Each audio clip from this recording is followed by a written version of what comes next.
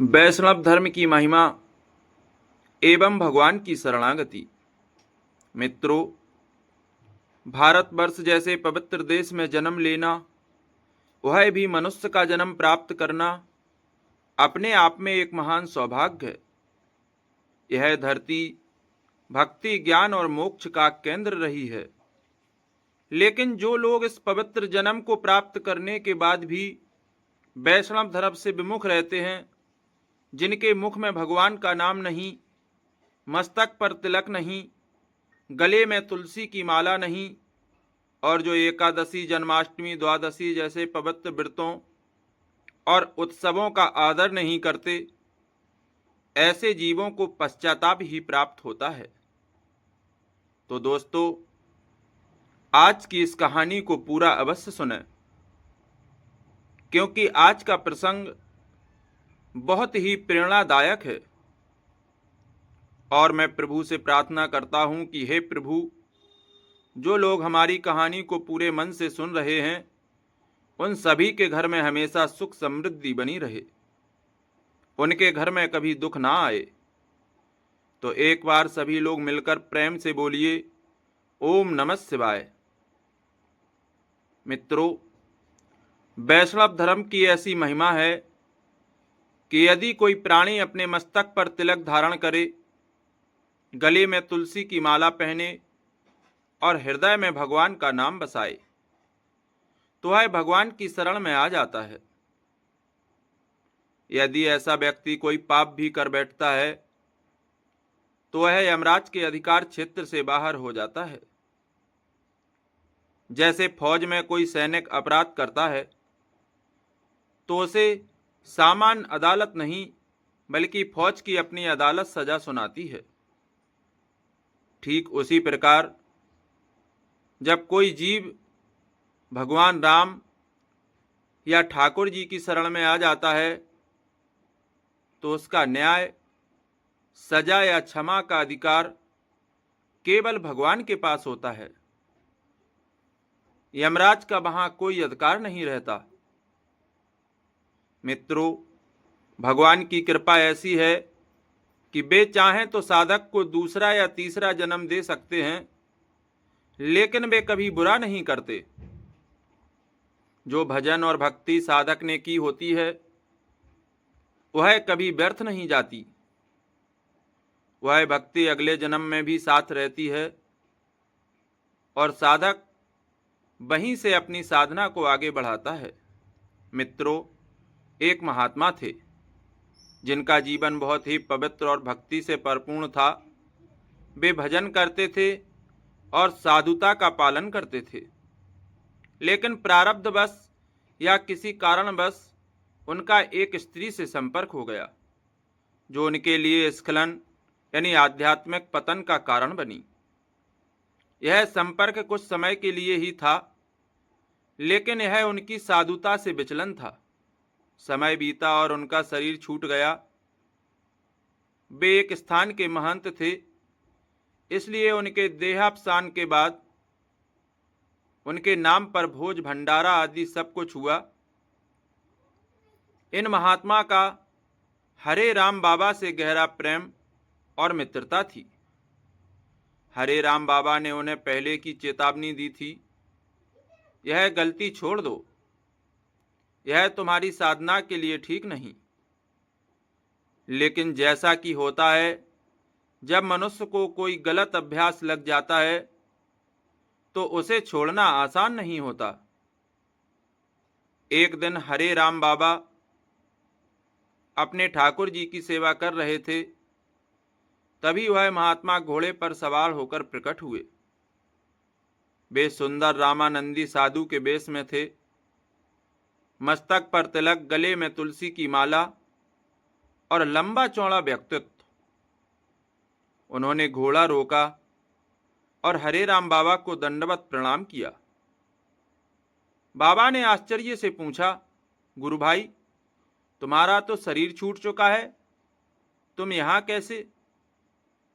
महात्मा ने कहा, देखो, साधु वेश, तिलक और तुलसी की माला की महिमा क्या है, यह हमें जीवित रहते समझ नहीं आया। मरने के बाद अब समझ आया। उन्होंने बताया कि वे यमलोक नहीं गए, क्योंकि यमलोक तो वही जाते हैं जो भगवान की शरण में नहीं होते। उन्हें भैरव जी के दल में भेजा गया और वे काशी में रह रहे हैं। वहां वे भैरव यातना सहन कर रहे हैं, जो यम यातना से भी अधिक कठोर है। लेकिन भैरव जी उनका बहुत आदर करते हैं। वे कहते हैं, तुम तो महात्मा हो, भजन करो, कुछ दिन हमारे पास रहो, कोई बात नहीं। उन्हें कोई सजा नहीं दी जाती और वे वहां प्रसन्नता से माला फेरते हैं। लेकिन उनके हृदय में एक पीड़ा है कि वे श्री रघुनाथ जी अर्थात भगवान राम के चरणों तक नहीं पहुंच पाए। हरे राम बाबा ने पूछा, तुम यहां कैसे आए, कहां जा रहे हो? महात्मा ने बताया कि भैरव जी विश्वनाथ जी की पूजा करने जाते हैं और उन्होंने नंदन वन से स्वर्ग के फूल लाए हैं। बाबा ने उन फूलों को देखने की इच्छा जताई तो वे महात्मा ने दिखाए। बाबा ने कहा, ऐसे सुंदर फूल और ऐसी सुगंध मैंने जीवन में कभी नहीं देखी, हमें भी दो। लेकिन महात्मा ने कहा, नहीं, भैरव जी का आदेश है कि इनमें से एक भी फूल किसी को नहीं दे सकते। महात्मा ने आगे कहा, हम आपके सामने इसलिए आए हैं क्योंकि आपने हमें पहले टोका था और हम आपकी बात नहीं मान पाए। अब आप हमारे अपराध को क्षमा करें और हमारे उद्धार का साधन करें। बाबा ने पूछा, तुम्हारा उद्धार कैसे होगा?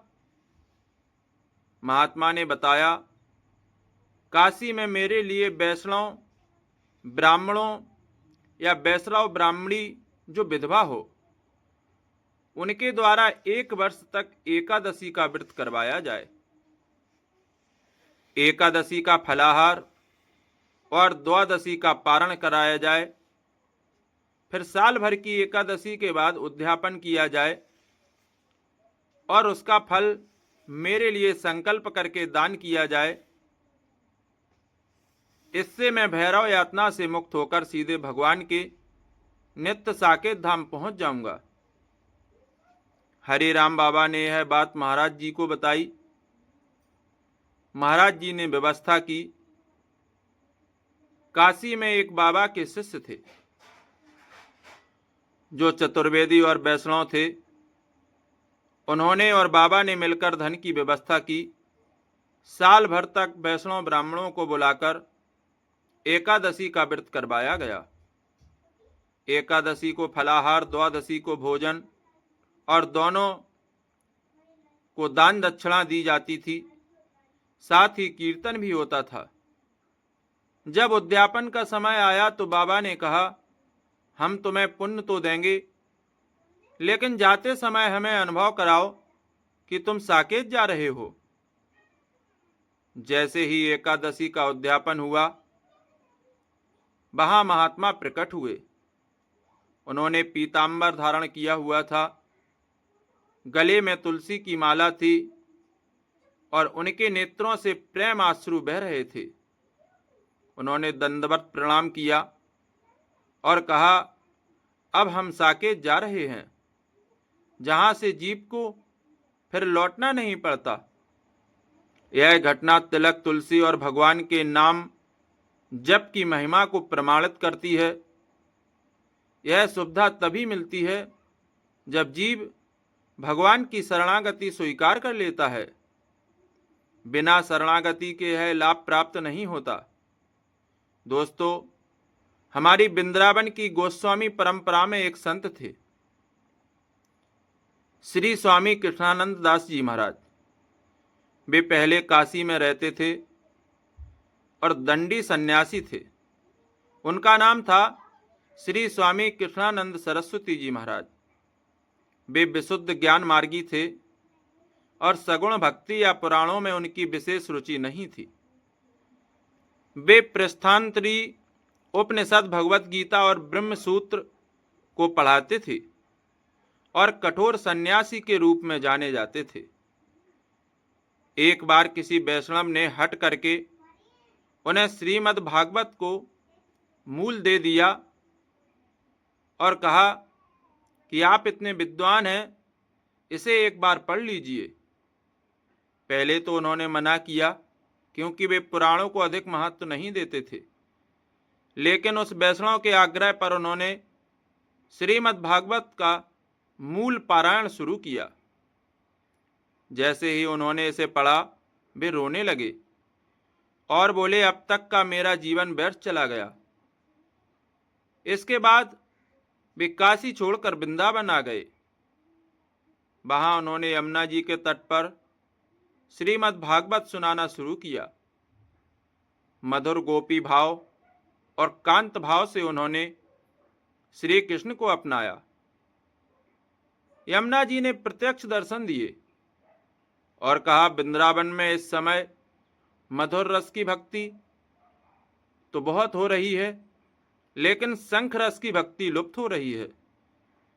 निकुंज से मेरी आज्ञा है कि तुम शंख भाव की भक्ति का विस्तार करो। उन्होंने यमुना जी की आज्ञा मानी, अपना दंड यमुना जी में विसर्जित किया और गोस्वामी परंपरा में दीक्षा लेकर श्री स्वामी कृष्णानंद दास बन गए। उन्होंने शंख भाव को अपनाया और ठाकुर जी को सखा के रूप में माना। उनके शिष्य महाकवि बनारसी दास जी शास्त्री थे, जो शतावधान और बड़े विद्वान थे।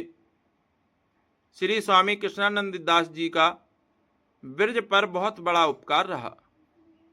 उस समय ब्रज में आर्य समाज का प्रभाव बढ़ रहा था और साधु संतों की कमी हो गई थी। देवालयों पर संकट मंडरा रहा था। उन्होंने 84 कोस की ब्रज यात्रा करके कृष्ण भक्ति का प्रचार किया और ब्रजवासियों को भगवान की शरणागति में लौटाया। वे शास्त्रार्थ में इतने प्रकांड थे कि वैष्णव धर्म के संबंध में किसी भी प्रश्न के लिए खुली चुनौती देते थे। उनके सामने अन्य मत पंथ के लोग कांपते थे। यमुना जी ने उन्हें शंख भाव की भक्ति का प्रचार करने का आदेश दिया और उन्होंने इसे पूरी निष्ठा से निभाया। और इस प्रकार आज की हमारी कहानी यहीं संपन्न हुई। मित्रों, आप लोग कहानी तो सुनते हो, उसके बाद जल्दी के कारण लाइक करना भूल जाते हो, तो कृपया लाइक अवश्य करें और कमेंट में जय श्री राम लिखना ना भूलें। फिर मिलेंगे दोस्तों बहुत जल्दी एक अगली कहानी को लेकर। तब तक के लिए प्यार भरा नमस्कार। जय जय श्री राम। आपका दिन मंगलमय हो। आप सभी को बहुत बहुत शुभकामनाएं देता हूं। भगवान आपके घर में हमेशा सुख समृद्धि बनाए रहें, ऐसी कामना मैं प्रभु से करता हूं। जय जय श्री राम। मित्रों, हो सके तो इस कहानी को शेयर भी कर दें। राधे राधे।